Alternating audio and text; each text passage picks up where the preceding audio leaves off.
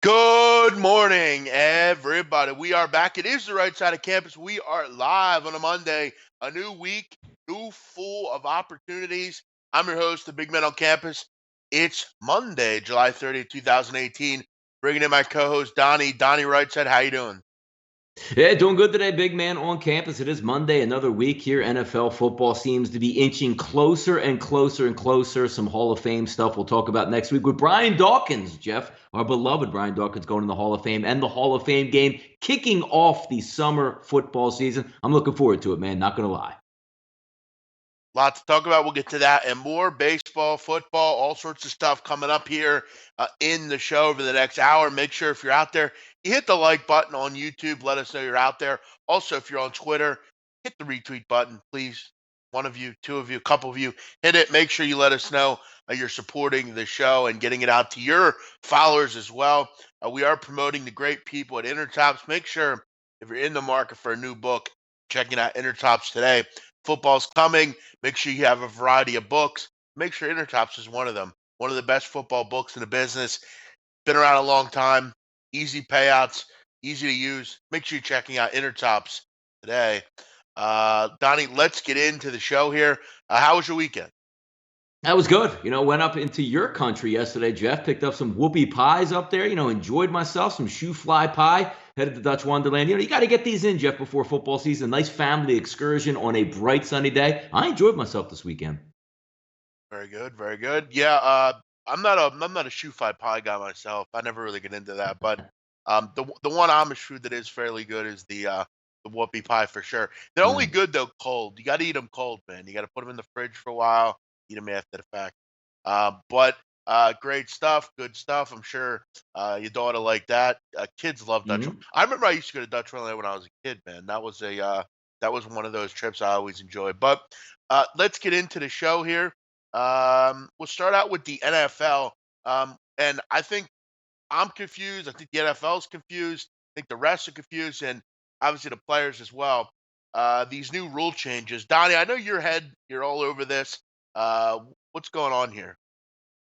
Yeah, I mean, here's what the problem's going to be, Jeff. I mean, I hate the rule change as it is, or what they're trying to say, what's going to take place with the rule change. But the problem I have with any rule that comes into play, Jeff, when the referees and the players and the teams and the league officials aren't on the same page, that's when you have disastrous results. Like, it's pretty clear, Jeff, in college basketball, if you pull up from three and your foot's not on the line, the three-pointer is good. So if you go under the hood, Jeff, and you take a look and you see, like, oh, look, yeah, his foot, I could see some, there's about foot 1 to 2 inches. His foot was behind the line. Three-pointer, it's good. Now you're going to call something subjective into play of whose head is actually down. Case in point, Jeff, where the refs are going to make it around to each and every team during the preseason, just like they do in any other sport when there's a new rule change in, where they have the official come in, whether it's Ed Hockey, used to do it in the past, and they would have, a slideshow or a presentation that says, look, here's what the rule change is. Last year, if you did this, this was okay. Now we're going to show you about 10 plays here that we're going to call this a flag this year if you do it. There was a couple plays that came up, Jeff, during the meeting from last year's, let's just take a look at the Super Bowl with the Malcolm Jenkins play that knocked out Brandon Cooks in the Super Bowl. They couldn't get a straight answer if that was going to be a illegal play or a legal play. So you know how this is going to work in the preseason. The flags are going to fly all over the place. Nobody's going to know anything. And let's fast forward to the regular season, maybe, Jeff, week 1, where it's first and goal at the 1, and a running back charges into the end zone for a touchdown, bowls over 2 linebackers, and a flag comes out because the running back put his head down trying to score a touchdown. I pray I pray, Jeff, that it works out for the best, but I'm just embracing this and fearing for the worst right now. Seems like another fun year of penalties in the NFL as the game continues to get worse and worse as they add in these stupid rules. Yeah, listen, I mean, I don't think any of us can disagree, Donnie. I mean, Roger Goodell's really hurt this league. He's made it awful to watch. I mean, I'm sure by week 3 or 4, everyone's going to be, discussing how bad these rules are and how we don't, we don't want to watch this. We got to admit, Donnie, the product has been getting worse and worse with the NFL, and this is going to make it worse. This is a tough day to have to hear about this and have to see it down the road because it's coming. It sucks, but We'll keep it in the NFL. Des Bryant, he's been in the news, and he's hurting his stature, Donnie. I mean, you think, okay, maybe the Browns want him. Not so fast. After his Twitter rants the other day where he blamed Jason Witten, he called Jason Witten, Donnie, a snake, or not a snake. Sean Lee called a snake. No, it I'm was sorry. Sean Lee. Yeah. Snake Sean Lee. Lee, Trevor or Travis Frederick, Stephen Jones. He called the play calling garbage ass play calling. After Stephen Jones discussed if he wouldn't have been in Dak Prescott's ear, Dak might have played better. Bryant wrote, "Here we go with this scapegoat shit." So I mean, look, I gotta admit, Des Bryant's always been kind of funny to me. He's just kind of one of those receivers that just says whatever he wants, doesn't care. And he went off on one of those good old Twitter rants, Donnie. And after that, seems like the Browns have cooled off their interest, and now Antonio Brown's getting in the mix. He says, come join the Steelers." Travis Frederick, Donnie told reporters, "You're going to have to search long and hard before you find a fifth-year player that makes personnel decisions." After he discussed Lee had part of his player release. Des Bryant just doesn't know when to shut up.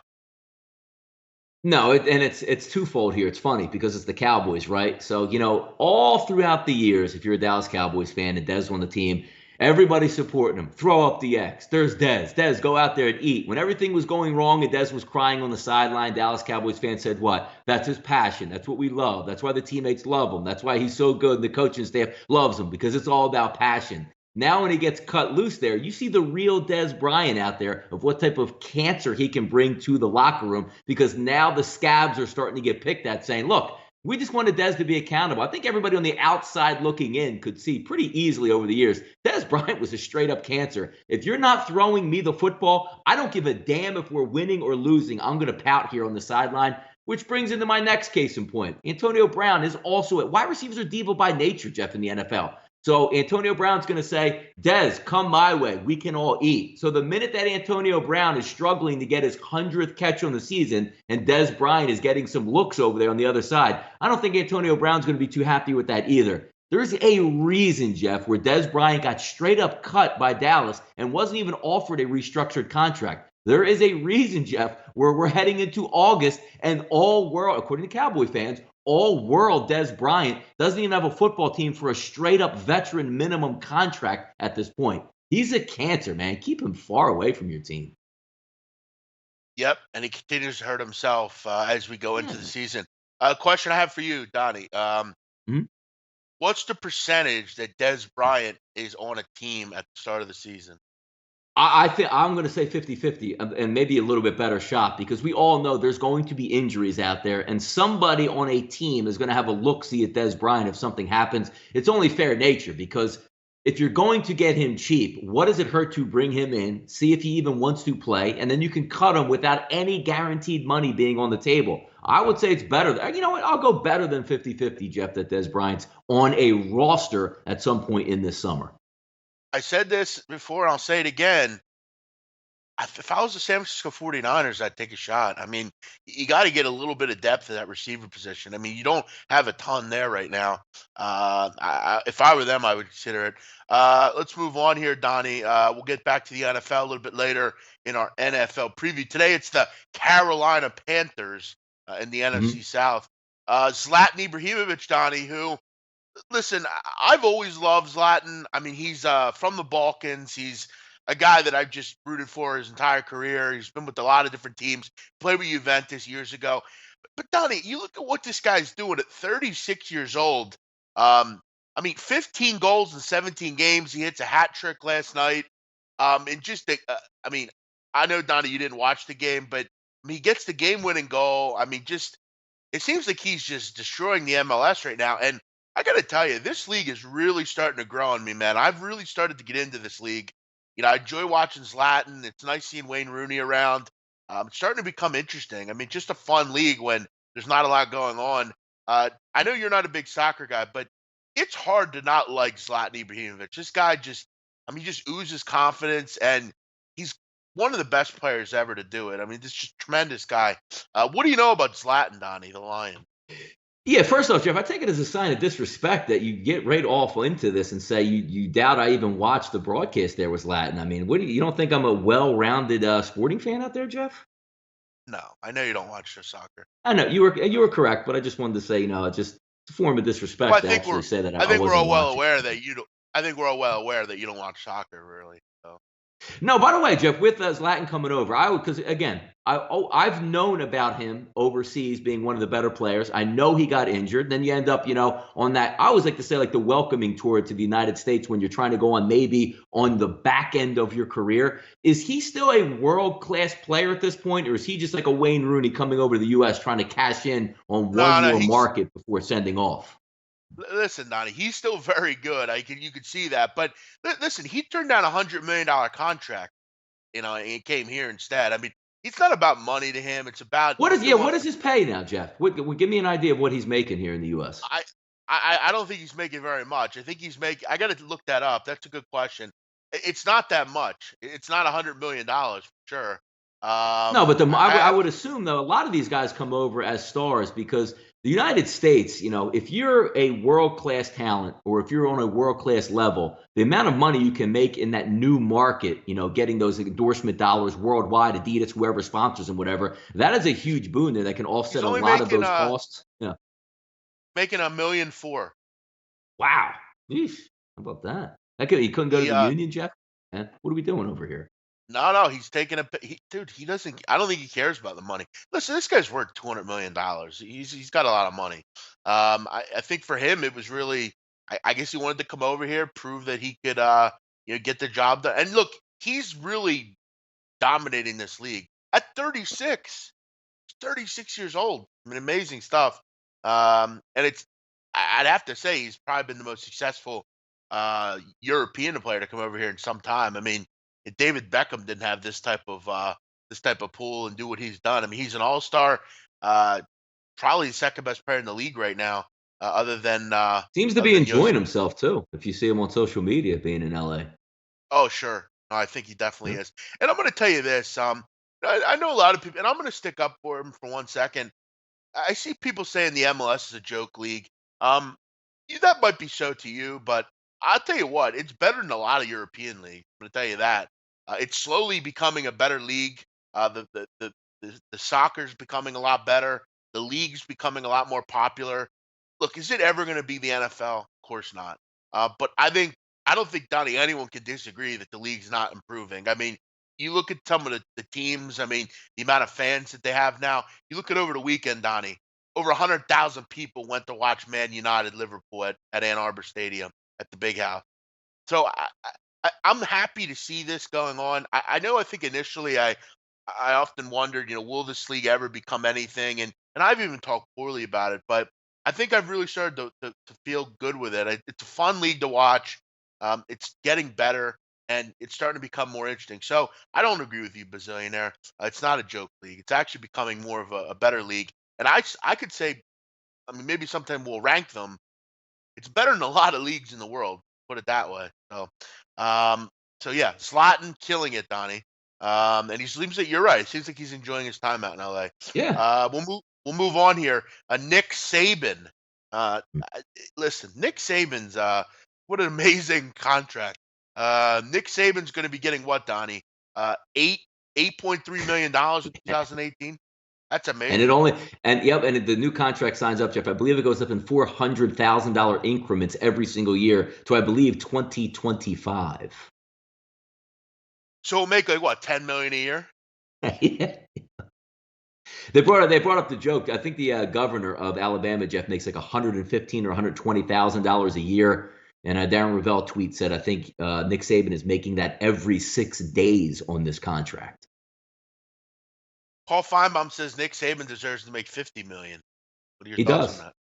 Well, I mean, you have to look at what he brings into the university, right? Because you can't afford to pay, like, let's just say if you own the business, you can't pay your workers more than what you're making or what you're actually going to be physically breaking even with the company without losing money. But if you're looking at Nick Saban right now in a football hungry hotbed where if Nick Saban says, I want 10 million, you pay him 10 million because you know why, Jeff? all those rich businessmen say, you know what? We're not losing Nick Saban. And as long as he's here and they're winning, I'll continue those $1 million, $5 million checks to the university. They break bank in Alabama. He's worth his weight in gold there. He's by far the best college football coach with the best program in there in a hotbed. Like, you probably couldn't get away with that at Rutgers, Jeff, because we always think at Rutgers, they're not about sports. They're about academics is how they try to play it off. But down in Alabama, where football is king, wait, $10 million, get it done, get it done. And if Nick Saban said, you know what, just not being treated fairly enough by the administration here in Alabama, I think they would riot on campus to force them into whatever Nick Saban's demands would be. That's how crazy it is down there. He's a powerful individual. Donnie, we go back quickly to Zlatan real quick. Last night after the game, it was funny. They interviewed him, and he goes, I'm sorry. I scored 3 goals, but I thought I could have scored 5. I'm sorry. This guy he said he should score 5 goals. Yeah, dude. Sorry. I mean, a hat trick was enough, man. Don't worry about it. This guy, I just love Zlatan Ibrahimovic. He's the man. He's the absolute king. Donnie, do you think I do a good impression of Zlatan? Yeah, I have to watch him. Yeah, I have to watch him a little bit more to get that, because I haven't heard him talk that much. But I'm assuming probably that Eastern European accent over there probably is pretty good. Yeah, you got to hear him. He's pretty funny when he does interviews. And you know what he calls basketball, Donnie? You ever hear this?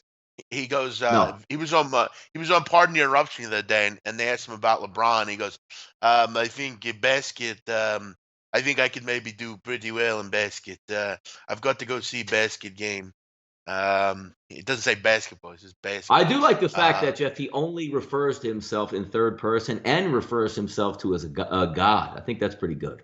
He is a god, dude. That's so funny that he says that. Yeah, he's a great guy. I love him. He is interview gold. Hey, Zach Jones, how about that? Zach Jones in here. What's up, Zach? Trevor Holt, Carlos down in Seahawk. Yeah. Yes, Troy, Paco, Adam, Alex, Austin, Guan, everyone. Welcome in. Thanks for checking us out. I don't really know much about the USL, Mikey. Gabe and I will bet on it once in a while, but I don't know much about it really. He's Croatian and Bosnian. Trevor. But let's move on, Donnie, to MLB. MLB, an interesting day yesterday on the diamond. Let's move that little arrow down. There we go. We'll start out with the Nats and Phillies, Donnie, and a day to forget for them. Both of them are shut out. I mean, listen, I saw you tweeting yesterday, and I have to agree with you. I mean, this Nationals team is just the worst, aren't they? I mean, they're just the worst. I mean, they're just dreadful. They're boring. They stink. I hate the Nationals. The funny thing about it, Jeff, is it doesn't make sense. Like, when you're capping, like I was on the Nationals yesterday, and they end up getting shut out in that game with maybe 2 hits in that ball game overall. They were never even in it to start. Hellickson was okay. The bullpen was okay. But if you give up 4 to 5 runs from the Nationals, from the Marlins, you want to be able to say, like, you can feast on their. But they couldn't do anything against that in that bullpen. But getting back to the original point, that 1 through 8, Jeff, if you just look at like on base average, weighted on base average, OPS, it rakes. But then when you put it on paper, again, this is why I coined the term, and I keep falling into the same trap, the paper champions. When the numbers resonate on paper and say, you know what? They're going to be able to get after Urani yesterday to knock him out early and get after that weak bullpen by the Marlins. But nobody can get on base. And it just seems like, Jeff, you finally start to get something going. And when you look at numbers, Spencer Keyboom, Jeff, is hitting 215. He was horrific yesterday, grounding into double play after double play after double play. But it's not about him and just saying, oh, get a catcher in there. And maybe if we trade for JT Realmuto, that'll change everything. Like Soto hits 318. It's one of those guys, Jeff, to me, I've never seen him get a base hit for me when I bet on the guy. Bryce Harper, does he ever get a big base hit when you need him? Rendon's out of the lineup. Is probably your overall best hitter on paternity leave. Trey Turner, get on base, steal a base. Adam Eaton, lead off with something. That 1 through 8 should rake, Jeff, and they get 2 hits, which my tweet yesterday that you're bringing up is maybe it's time for a change. You run the course. Hey, it was the manager. The manager is why we can't win. You change the manager, and the same stuff continues to come up here. And what about the grumblings, Jeff, with the Nationals right now? Bryce Harper might be on the market over the next day and a half. How about that? Yeah, well, I ain't going to lose much by getting rid of him. He's done Bugats this year. And the Phillies, listen, I hate to knock the fans because I know you're a fan and whatever, but this team, they lose 3 of 4. I mean, unfortunately, the downfall for them is going to be the offense. I mean, they just can't score runs consistently. I mean, it's just a problem for this group. I mean, you can't hit Matt Harvey the other day. You get your Drupal Cabrera, which is a nice move. I like that move, but there's just not enough. You still don't have enough in this lineup to win. And again, I think that what Gabe Kapler's done is quite amazing. The fact that they're what are they 58 and 47? They're 11 games over 500. I think that's quite amazing, and they're in first place. But I just don't know how long this can last. You have to. I wish they could have found a way to get another bat. Find a way to get It's Manny coming. Machado. Yeah, You know, I it think would have it's. been I don't helpful. think they're going to get a high level guy, but I think another bat's coming, probably a bullpen guy. But when you say winning, winning means different to than the Yankees and the Red Sox and the Houston Astros. Winning for the Phillies is they can because it looks like Washington's going to just bail themselves out and maybe trade some of those bullpen pieces that they acquired, the Kelvin Herreras, because they feel that they can't win this year. But winning for the Phillies just be a head-to-head matchup. They can take down the Atlanta Braves for the rest of the season if they make a move for another veteran bat and just get some decent pitching like they have been getting. That's winning for the Phillies. Do they win in the playoffs regardless of what they didn't know? They're a year ahead of schedule, but they can battle the Atlanta Braves down the stretch for that division, I believe. Astros get swept Yeah. by the Rangers.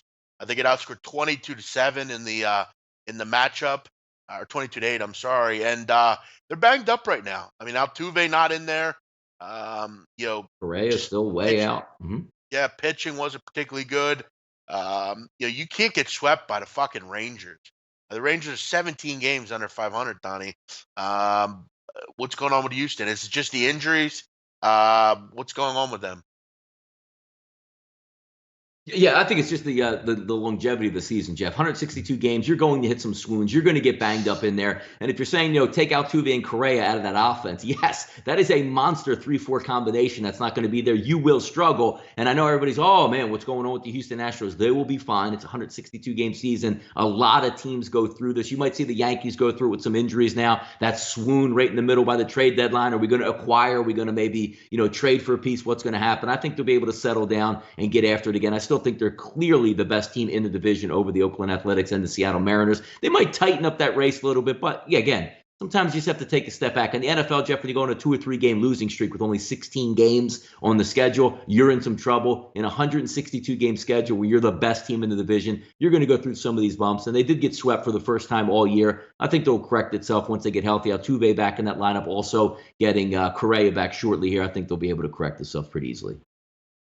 Dottie, I think for Yankee fans, we finally hit yesterday where I think we have to all understand and realize this team is not good enough to win the World Series. They have a good rotation or a good lineup, good bullpen. You have a great bullpen, actually. Aaron Judge will be back and they'll be fine. This rotation is not good enough. And I know J Happ pitched 6 innings yesterday, only gave up 1 run. He was very good. But other than that, I mean, Luis Severino is really struggling. They do not have a good enough rotation, and it's a shame. And I don't know at what point do we say Severino's got an issue? And this guy's has an ERA at almost 9 over the last 4 starts. I mean, he looks injured. His fastball command's been all over the place, um, and his velocity's down a little bit. I know it got up a little bit this weekend, but they have a pitching problem, and J Happ just adding him isn't good enough because what are you getting out of Tanaka night in and night out? I mean, can you trust him? Can you trust him in the playoffs? CC, what are you going to get out of him? This team has a rotation problem, Donnie. Yeah, what happens if Jeff, coming from a Yankee perspective, if Severino does go down? Let's just say something's wrong with his rotator and you got to shut him down. Like, I know you got Hap, but Hap is one of those guys just to get you through in hopes that Severino is still your ace and he's healthy for the rest of the season. If he goes down, if you're the Yankees, I don't want to say you throw in the towel, but do you make some mix match move and give up like major pieces to try to go out and get another pitcher? Or do you just say, you know what? We'll see what we have the rest of the year. Maybe we get hot and get lucky with a couple guys and the bats really carry us. But I don't think you give up a lot of your future to try to tape something together because to me, again, I think the Yankees are still a year ahead of time, not competing for a division or making the playoffs, but from actually being the best team in baseball. I would hasten to see if Severino goes down in any stretch for 2, 3, 4 weeks. I don't think you should pull a trigger. I like the J Hat move, but that was, again, just to stabilize your rotation there. We have a decent guy that's always going to be able to be relied upon and give you a good start. If Severino goes down, I don't make any moves. Not just, say, hey, you know what? Hopefully he Let's comes back. If not, we'll look towards next year. Here's what you need to do. You need to go down and get Justice Sheffield, bring him up, see what he's got. Okay, because he could be a real rock for your team late in the season. Is he going to be a starter in the playoffs? No, but I would give him a shot. I mean, the guy's killing it in AAA. I mean, he's got a 1.1 whip, a 206 average against. He's pitched really well down there. Bring him up, see what he's got. He did it with Severino 2 years ago, and it worked tremendously. Go down and see what he's got. I mean, you don't have much to lose at this point. I mean, your Yeah, rotation isn't good enough. the tough one was Sonny Gray. Like you got Sonny Gray wasn't supposed to be like a tape job, see what he has. Like Sonny Gray was supposed to walk in and be your number 2 start and have an ERA around like 3.5 or less and give you those really good starts. He really let it there because I don't think anybody was looking at the Sonny Gray move last year like, oh man, we got Sonny Gray. It's ridiculous. Like he was supposed to be your young pitcher ready to go into the future and be a dominant starter, at least a number 2 overall. He really let it down for me, Jeff, for the Yanks.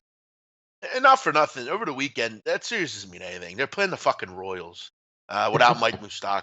I mean, who cares? Um, I go down and see what you got with Sheffield. It's time to see what he has. We'll move on here. Oakland, back to normal, Donnie, maybe. They lose Yeah. 3 straight in Coors. The Oakland party is slowly dissipating. And, this is where the books get you, Donnie, in baseball. You buy into a team, you think you got something here. You don't jump off the train, and before you know it, you've lost 3 in a row. You're down 3 units, and you're thinking, why didn't I see that coming? Oakland just dominated this weekend. Not really dominated. They just didn't score enough. I mean, you look at over the weekend, Donnie, you score 4 runs in 3 games in Coors. At Coors. What is that all about? Now you got to, No, you're go yeah. back home, and it's odd. No, like I know it's such a cliche statement, but you can answer a lot of things with Major League Baseball by just saying that's baseball. Like you're literally wringing your hands, going, God damn, that Oakland offense is going to Coors. They're going to break the scoreboard up there and dominate. But like I would like to actually, Jeff, if there's a way, like I wish we had like an intern or something that could just bring it up, or like an Elias Stapuro guy. What's the last team, Jeff, to go to Colorado and Coors, have a 3-game series and score 4 runs or less in Colorado? Because it's not like you face Chris Sale up there. Is there a stat out there? No, I'd have to look that up. But I mean, Dang. with way you were dominating, Don. I mean, you were scoring. Yeah. I mean, 15, 13, 6, 7. That were your last 4 games before heading into Coors, and you score 4 runs over the next 3 games against. I mean, let's be real. I mean, like you said, you weren't facing Sale. I mean, you were facing. I think in the first game you faced. Who did you get in that Senzatella first was game? one guy yesterday, Kyle wasn't it, right? Freeland, Yeah. Kyle Freeland, Senzatella, and Marquez. I mean, not exactly. Senzatella wasn't even a fucking start at the beginning of the season. And German Marquez is like a 70 or 8 at home. Yeah, It's baffling, man. It's unbelievably baffling. Yeah. It's a weird league, this league, bro. Let's get into today's action, Donnie. We got a couple games, not a huge card, but what do we have on the diamond today? Yeah, let's take a look at a couple things here. And again, there's not a huge card today to go over, but there are some interesting matchups out here, Jeff. Why don't we start with the Indians and the Twins right off the bat? Shane Bieber on the mound versus Irving Santana, 70% of the early tickets going on Cleveland. This one opened up at 131, 133. Jeff sliding back. You get some nice reverse line movement on those Minnesota Twins down to 121. Showed a little effort there in Boston. You get Miguel Sano back in the lineup after his banishment for being overweight and out of shape. He now comes back there. Eduardo Escobar, as we know, leaves the Minnesota Twins and goes to the Arizona Diamondbacks. But you got some nice movement to go. And look, you say you don't like the posters, a Bieber believer out there. I'm not really a Bieber believer at this point, Jeff. Too young for me to go on the road and start. He is a favorite, and you're getting back, Jeff, to those maddening Cleveland Indians. What the hell do you get on a nightly basis from that team, man? Yeah, I don't know, but I think at this price, it's not terrible to back Cleveland. I mean, they're they're a good team. I'm not laying big 180 prices with them. The big question mark here, and it's a tough game because, what is Irvin Santana going to give you? I mean, he comes back, he gives you 5 innings, gives up 3 runs, 7 hits, wasn't particularly sharp. but it was his first game back. I did. I think he has the upper hand in this matchup. I've always liked Irvin Santana, but again, that was before he got injured, and he's been off for a while. I mean, he was off almost, what, 7, 8 months here. What do you have? Coming One back, he start? Is does. this his second start back? I think. Yeah, this is his second start. Yeah, he faced Toronto, and now that was on the road. Now he's at home here against and like you said, with a bit better of a lineup back in there for Minnesota. And look, we all know the big problem with Cleveland is their bullpen. I'm not real big into Shane Bieber. This guy got absolutely crushed in his last start. 1 2/3, gave up 7 runs and 2 home runs. So I don't really trust him. I don't trust that bullpen. I think at this price, I think a lot of people are going to be running to bet Cleveland and saying, "Wow, I'm getting Cleveland at this price." A lot of these square betters. Uh, I kind of lean Minnesota at home. I think they have a bit better advantage in the bullpen. I like their starter a little bit more, and I think they have a good enough lineup to score runs. I would lean with Minnesota here. Yeah, look, I mean, Jeff, look at Shane Bieber last 30 days. When you say like you get that cheap price, there's a reason why that price is so cheap and fading fast. A 330 average against them over the last month, a 1.6 whip, a BABIP of 373, an ERA of close to 8, and a Sierra of over 4. Like, are you just saying if you're going to bet this game, like, boy, I hope Santana's off and those Cleveland bats, which can rake when they're ready to go and hot, but if you're just leaning on Bieber to go out there and go 6 innings and like 1 earned run, doesn't look like that's coming down your path. Yeah, but one thing you know about Irvin Santana, he's a crafty veteran. He can still throw pretty hard. I mean, you look at his last, Donnie, this is kind of interesting. Last year, his last 3 starts against Cleveland, didn't give up a run. I mean, he gave, I think 18 innings, no runs. I mean, he had 12 strikeouts. Very good. That was right before his injury last year. Very good against this team all year last year. So, this is a guy with some real success. I've always liked Irvin Santana. You would think coming back off a start, coming off the DL, he'd be good to go. I'm going to rock with the Minnesota Twins here. I think they're a decent play. No, I think they might be a decent dog as well. We'll see some lineups coming out. 9:15, 9:16, Jeff, Philadelphia and Boston.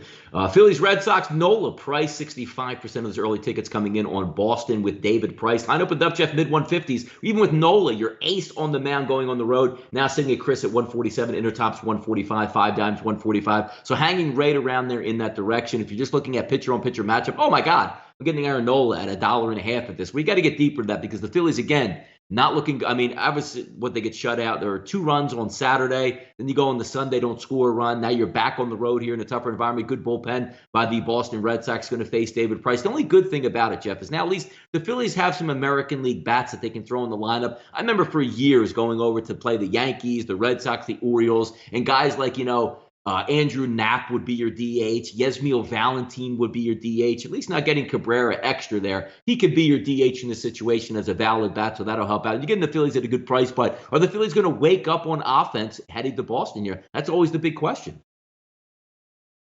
Yeah, it seems like over the years they've had trouble against Boston too. I mean, Boston's just rolling. They don't lose at home. I mean, you look at this team at home, 37-14. I mean, just really impressive. I mean, Phillies aren't great against lefties, only hitting 234. This seems like one of those games where Price just dominates the Phillies. I don't know why I think that. I think this price is good enough to take them. I think Nola. I mean, this is kind of a weird game. It's an interleague game on the road against a team you very much don't ever see. We know they're really good. This could be one of those games. You look at Nola, faces a good team for once, Donnie. Gives up 3 runs over 5 innings. Maybe there's a little bit of chick in the armor with Aaron Nola. I don't think there is. I think he's a hell of a pitcher, but um, I just see a lot of advantages here for Boston. I don't mean to be square, but at this price, I mean, it's hard to anything under 150 not take Boston at home. I mean, they're very good. They don't lose much there. I hate to be square, but I like them here. Yeah, and you were looking at David Price, over the last 30 days, Jeff, 6.5 ERA. But when you look at the numbers, the advanced numbers, Jeff, XFIP at 360 and a Sierra of 310. So do those numbers not even tell how well David Price is actually pitching despite the 6.5 ERA? But you're right. When you're looking at Aaron Nola, Jeff, isn't it much more fun when you have the Padres in the National League where you have to face the pitcher. You have the Mets lineup where even the pitcher has to bat for the Mets. Now you go over an American League hitters ballpark where you don't get that breather. Like when the 8-hole guy comes up and there's a man on second with 2 outs, you don't get to have the intentional walk to get to the 9-hole batter who is the pitcher. So we'll see how Aaron Nola. But I think he's going to give a good effort. I don't think Nola goes up there, Jeff, 5 innings, 6 earned runs, and gets blown off. He's a really good pitcher. No. But you're right. You're looking at Boston Red Sox at home at 141 at Pinnacle right now and saying, you know what? You might as well lean on that. Best team in baseball. Yeah, that's kind of the thought here. I mean, they're so good at home. It just doesn't make a whole lot of sense to me. I don't really see why you'd, and Donnie, is it just me? And I know they don't play much, but I remember back even to like the World Series teams. Seems like the Phillies never beat Boston. I mean, they always get crushed when they go to Boston for some reason. I don't know why, but it's very rare they face each other. But I think at this price, it's hard to not take the Reds. No, you're right about that. We'll keep it going. One more game, Jeff. Good one too. If you're going to wait up tonight and watch a little bit of night baseball on a Monday night, Houston and Seattle. Jeff, Cole versus Paxton, an unbelievable matchup there. 64% Jeff backing the Houston Astros on the road. Opened up at 114, 115. Now we're sitting at basically a pick'em, Jeff. Minus 110 for Garrett Cole and the Astros heading up to the Big North here. Should be a decent action. If we take a look at some, numbers from the last 30 days, both pitchers in decent form over the last few starts. Technically, K percentage of Paxton over the last 30 days, Jeff, 34%. Garrett Cole, 36%. And if we're taking a look at, xFIP, Jeff, 2.74 for Paxton, Garrett Cole, 2.91. As good as it gets in a pitching matchup here. Yeah, great matchup. But I got to tell you, I'm not running to the window to bet on James Paxton.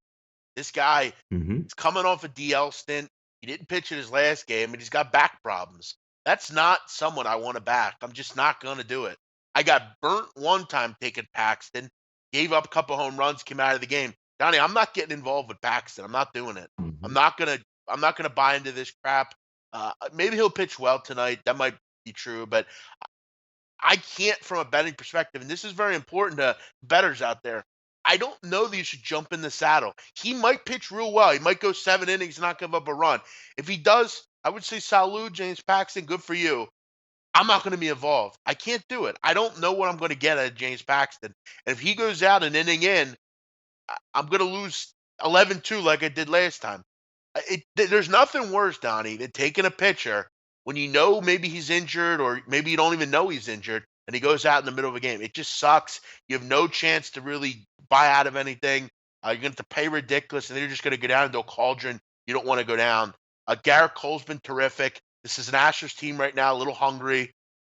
Maybe they need to get out of Houston a little bit. That might be something they needed to do. They're not hitting right now, but still, I can't get involved right now with Paxton. No matter what he does, even if he pitches well here, that back is a concern for me. I can't do it.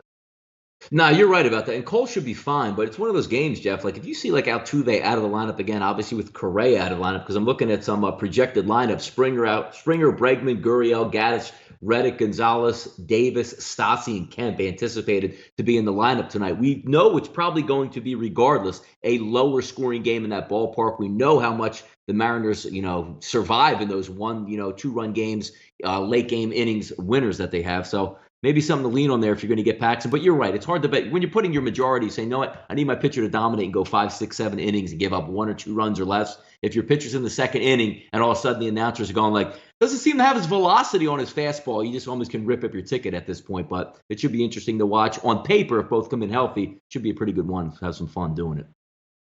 Yeah, no, it should be a good matchup for sure. Bazillionaire, Donnie. How do you guys make baseball picks? Do you go on stats like home win record, or do you focus on the everything? Team? Yeah, I mean it's a lot of hodgepodge. I mean, splits, pitchers, bullpen stuff. I mean, Donnie's the one that bets baseball a little bit more than me, but there's a lot that goes into it. Yeah, it's been a wild year. You say stats hang up or like what you can anticipate. The hard part about it is like when you're betting, football season, like we and Jeff talk all the time. It's a lot easier because the lines come. I mean, they come out Sunday. Let's just say Monday morning you open the paper, you get next Sunday's lines. You have 5 to 6 days to digest information and make the right move. In baseball, Jeff, the lineup comes out 2 hours before game time, and you're scrambling around to try to take a look at who's doing what, who's available in the bullpen. It is a lot harder. Some years for me, like was pulling back, and then I go on a 3-game losing streak from Saturday to Sunday, which I got no offense from any of my guys to be 500 again this season. It's just one of those years. You try to keep your head above water when you're just trying to swim and make it across the ocean, so to speak, at this point. But there's some money to be won in baseball. When you're running hot, it's always fun. It's nice. But when you're not getting comebacks or your team's just not performing, it's a 162 game season. You're going to go in ruts. You're going to be hot. You're going to be cold. You're going to be even. You're going to be treading water. That's just what baseball is built for. Yeah, it's a treacherous league. Good Yeah. point. Let's get into NFL previews here. We go to the NFC South. Take a Ooh. look at the Carolina Panthers, a team that was 11-5 last year, made the playoffs.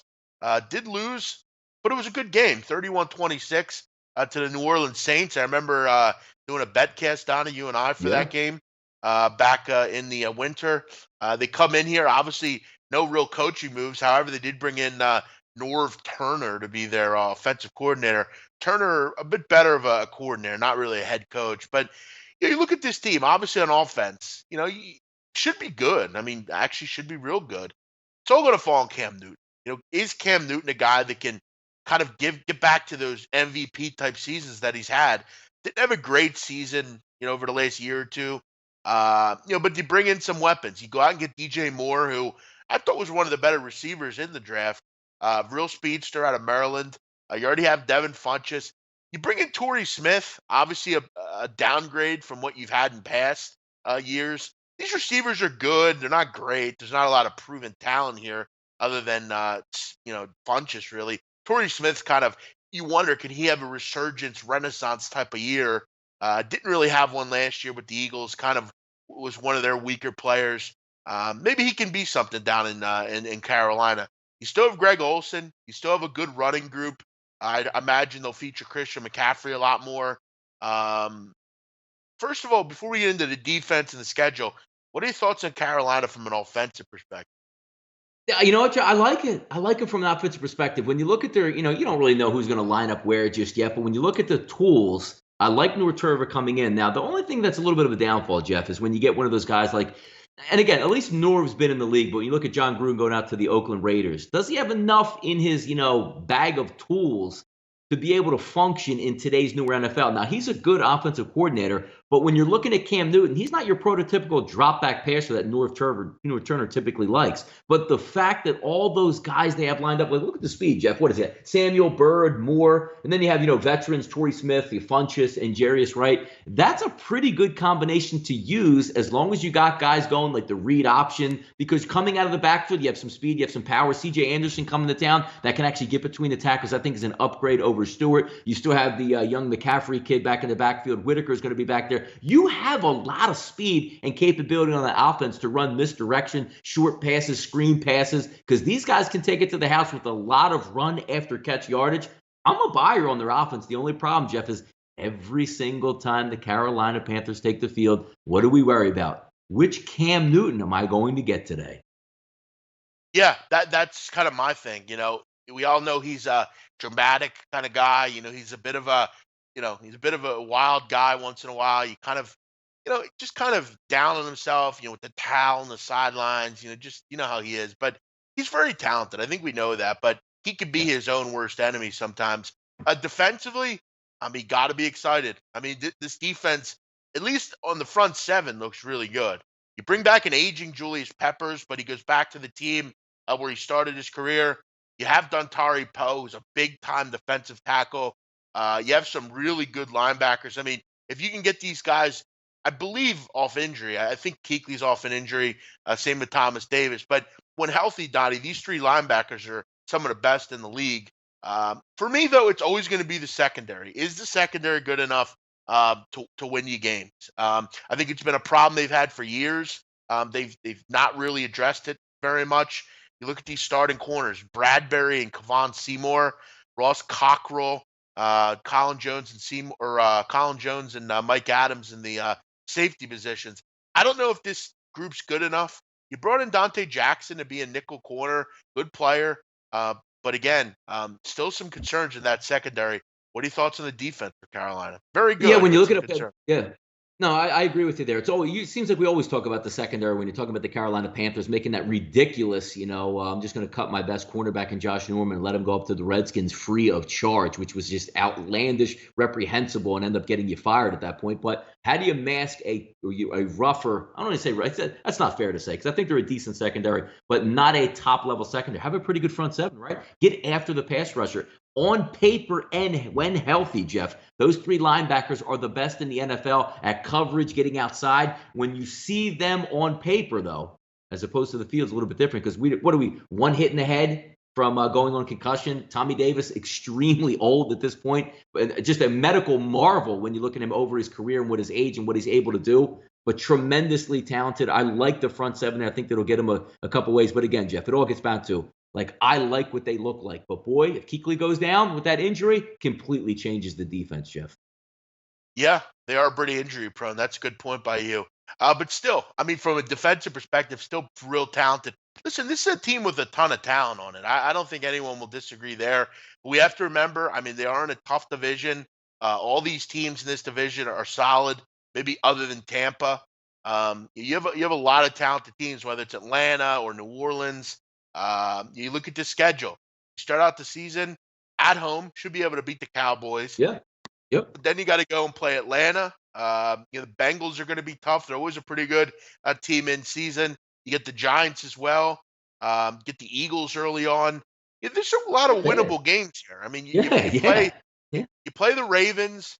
You have a stretch where you play the Ravens, Bucks, At home. Steelers, and Yeah. Lions. Yeah, you should be able to win 3 or 4 there. You got to go and play Cleveland. You should be able to win there. There's some winnable games here. I think for them, what's a feasible finish for Carolina? And are they good enough to get to a Super Bowl, Donnie? I don't think they I are, don't. but I don't think Yeah. they are. Yeah.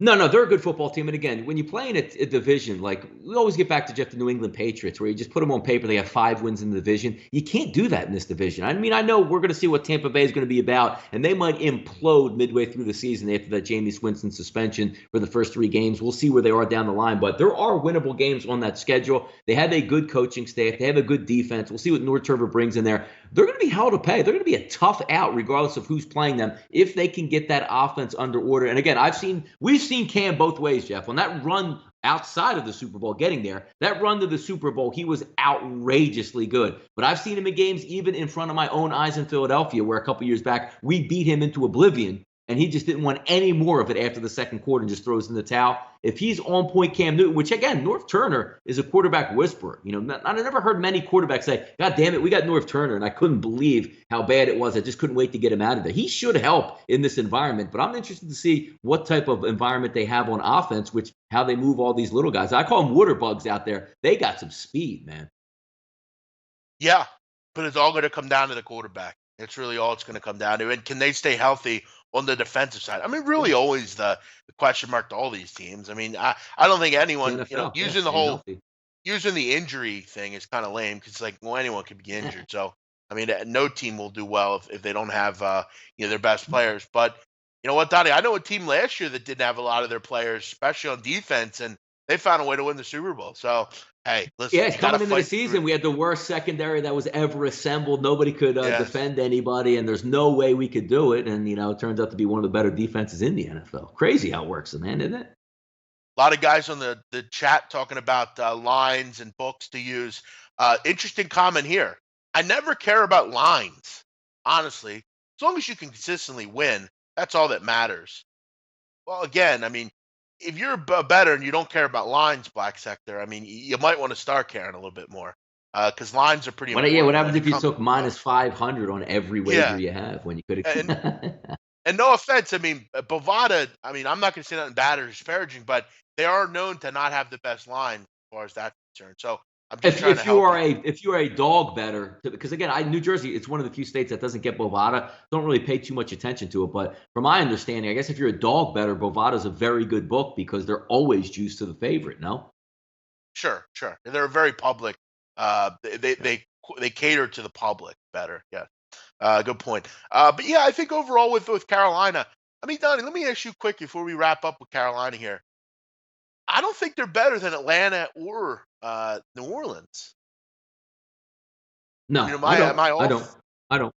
No, no. I mean, Yeah. unless you're So looking again, you can't play the injury card. But if you're coming into the season full go and healthy, I think Atlanta has the better mo. I think they have the better quarterback overall. And then you look down when Sean Payton and that offense gets moving with Drew Brees in New Orleans. They're an out like in their head. They're loaded for bear on offense the way Alvin Kamara came on. So no, you're right. I think overall they're the third most talented team. But look, would surprise you if Carolina grabs 10 wins out there and Atlanta grabs 9? No, it wouldn't surprise me. But overall, coming into the season, the third best overall in that division to me. And I mean, you look, Donnie, at the rest of the teams that they're going to be battling. Okay, so they're going to be battling the Giants, probably the Niners, maybe the Packers or Vikings, one of those teams. Um, I don't know. I don't know if they're going to make the playoffs. There's a lot of good teams in the NFC. We'll see. I think they're close. But again, there's going to be a lot of things that have to shake their way. Listen, if Cam Newton doesn't play well, they don't play well. This is the truth. No, right. They aren't good enough. They're not good enough at the rest of the positions to be able to handle that. If I feel like some teams, Garrett you can kind of, Gilbert. yeah, you can mask, Jackson but Garrett. you can mask things, Donnie. Sometimes, if you're not getting great quarterback play, sometimes you can, you have a good running back they can kind of fall back on or something like that. I'm not sure if they have that. McCaffrey's a good player. He's very quick and fast or whatever, but is he an every down running back? Kind of a big question mark. They don't have that. They don't have an everyday running back, do they? The CJ receiving Anderson was a talent. nice pickup, though. I like that. I mean, I think they have the overall components of a There you great go. tight end. They should have a decent O line and very good, skilled, athletic wide receivers that seem to got hurt all last year. If they're healthy, they're a fun offense to watch. And you always have that, Jeff. What hurts you more than anything when you're betting a football game? 3rd and 4, you get pressure on Cam Newton. He scrambles out and gets 15 yards. They have the components to be a good football team. Yeah. No, I hear you. I think Yeah. they're talented for sure. They also have Donnie, former Eagle, Kenyon Barner on the. I Oh, didn't well, see that. that's enough. Uh, Yeah. Tomorrow we'll move on. What would be next? I'm trying to think. Carolina, Dallas. I think Dallas is next. I gotta Chicago look though. Bears? Oh, true. Yeah, I guess we're going by. That's a good point. Something All like right, that. we'll get into that. Whatever team we're up to next, we'll get into that. Let's go through the off-topic section. Maybe one or two more comments, and then we'll look to wrap it up. A couple of people saying Carolina struggled to win 10 games. There are way too many other playoff caliber teams in the NFC. In my opinion, I agree. That's a great point, Rob. That's kind of where I'm at with Carolina. Um, let's uh let's get into our off-topic segment here. We'll get two more comments. A trade deadline tomorrow in baseball, Donnie. We'll wrap that up. Yeah, who's going to Any shop? Yeah, moves? who's going to shop, Jeff? Yeah. That's what I wanted to bring up. Like, forget about like, oh, I think this team needs this. How about like a shocking move tomorrow? Like, yo, Bryce Harper just moved. You know what I mean? Like, because the Adam Jones. The one I liked yesterday was Adam Jones came out where the Phillies were trying to put together a deal to get Adam Jones to probably be your right fielder, left fielder. And it's like, no, I'm good here in Baltimore. I'll ride out the rest of the season. That always gives me a little bit of a chuckle. Reminds me back with who was the cat? Luke Roy didn't want to go to the Cleveland Indians, like in the midst Yep. of a playoff run at that point. Hey, some players just look, they're getting their paycheck, their families at home, their kids are, you want them to stay in school at least through, I don't know, next December or whatever. And you just say, I'm just going to take it out. Give me my paycheck. Let me hit a couple home runs here, and I'll decide to work it out next year if I want to be traded. Those 10-5 guys can do that. But I want to see a big move, Jeff, like shocker, like DeGrom goes to the Yankees, like at the last minute or something like that. Let's see some fun. Couple of moves have already been made over the weekend. Mike Moustakas goes to the Brewers. Brad Brock to the Braves. A couple guys still on the block that you might see moved. Listen, if I'm the New York Mets, I would trade DeGrom. I mean, you got to start to Why build. though? Why? Yeah, but here's the thing with the Because Mets that always get because you interesting. Like you have a young pitcher in Zach Wheeler, you have a younger pitcher in Degrom and Syndergaard. Shouldn't those be the guys you keep around and trade those old slugs? listen, you have to try to get some sort of young talent. You don't have anything in that system to bring up. You need to start to solidify a roster. You still have Syndergaard. You got to trade one of two of those. You got to either go with Syndergaard or Degrom. You have Why to don't you go just out and try trade to get Vargas, value. Jeff? Why don't you just move Vargas? He has no value. But listen, you can go to the Yankees or someone and say, listen, I mean, we can laugh, but they're not going to win games. They need to move on from someone. They need to get rid of one of those two. A couple people on the block right now. The Texas Rangers, I would think, would try to move Beltre. The relievers He is a and the he is a relievers, yeah. loyal guy. but he's 39 years old. You got to wonder.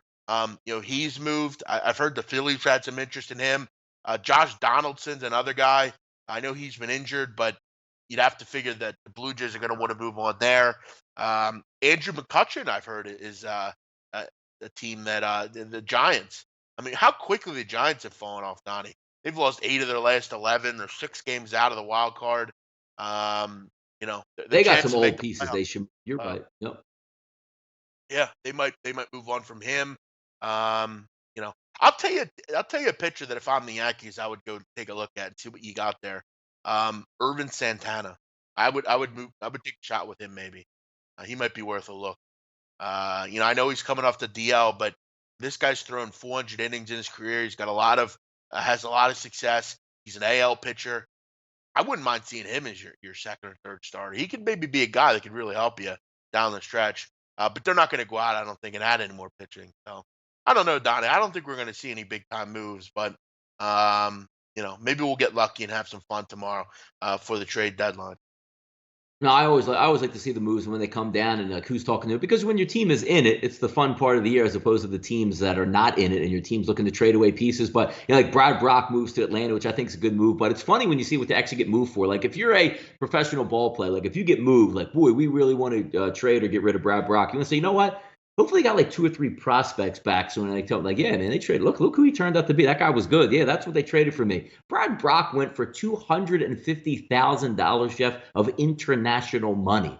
Can you imagine flying down to Atlanta, showing up in the locker room? You're the help guy, and like, yo, they basically paid like $3 for you right now just to see what you had. It's got to be a little bit stroke to the ego, hurt, Jeff. No, I hear you. One other thing, Donnie, here, and we'll get into the end of the show. Real quick with baseball, Chris Davis Hmm? hit 2 home runs yesterday. Uh, Ooh, but by the way, he's hitting 159 this year. What a joke. yeah. What a loser. One more thing here, Donnie. Hmm? Camp is open, training camp. Everybody's involved now. Hard Knocks is being filmed. The Hall of Fame game is this weekend or this middle of the week. Hmm? I got to tell you, Donnie, I'm not a big fan of that. Why isn't it on Sunday? Why is it on Yeah, you Thursday? know what, Jeff, you know what, I didn't even pay attention to that yet. It isn't. It's usually Sunday night where you just get excited for it. It's Yeah, actually a Thursday night game. yeah, Thursday. Yeah. Yeah, that's how much I care about preseason football outside of like game 3 where I can actually watch a little bit of film on teams out there and bet it. Congratulations if you're gonna put a wager in on, I don't know, what are you even gonna wager in on Thursday night? Who even suits up? Uh, yeah, basically. I know people will be into it though, for sure. I will be for Um, 5 minutes. Sure, I will. Big man, did you cash on UFC? I saw you made some picks. Mm, Yeah, I had a couple. I had Poirier, yeah. I had Joanna, I had a couple. Poirier was terrific. I mean, I got to ask you though, for anyone that watched that fight, what the hell was Eddie Alvarez thinking with that elbow? I don't know what the hell he was thinking there with that. He threw the elbow, he went like that, which you can't do. You got to do an angle. He went like that, Donnie. And Who to get thrown out? no, he lost a point basically, and from then on, he just got his Uh, head caved in. But it's funny because he was up against the cage, and his trainer goes, and he did it. and he just did I it. was Yeah. yeah, yeah. But Joanna looked good. It was a pretty good group fight. UFC is fun. It's nice to watch. Jędrzejczyk. Joanna Jędrzejczyk, yeah, correct. I don't watch it a ton, but it was fun to watch with nothing else on. But that'll wrap it up, guys. Everyone have a great night. Thanks for checking us out here on the right side of campus. We're back Tuesday with another show. Thanks to SBR for producing it, and we'll see you tomorrow, 10 a.m. Oh, by the way, Donnie, real quick, Yes, go, soccer go, today. We got some soccer today. Videos are go. back. We'll be doing Champions League breakdowns, 3 o'clock. Join us for that here on the channel. It'll be me, Alex. We got Mark Stinchcomb back. Mark Stinchcomb, an old friend of the show. He'll be back. We'll be talking Offensive lineman, champ. Stinchcomb? No, no, no. He's not an offensive Not lineman. Matt He's English. Stinchcomb? Oh, okay. I'm No, sorry. no. He's an Englishman. We'll see you at 3. We'll talk Champions League. Make sure you're back for that. A lot of value in the early rounds of the champ. See you then. Bye bye.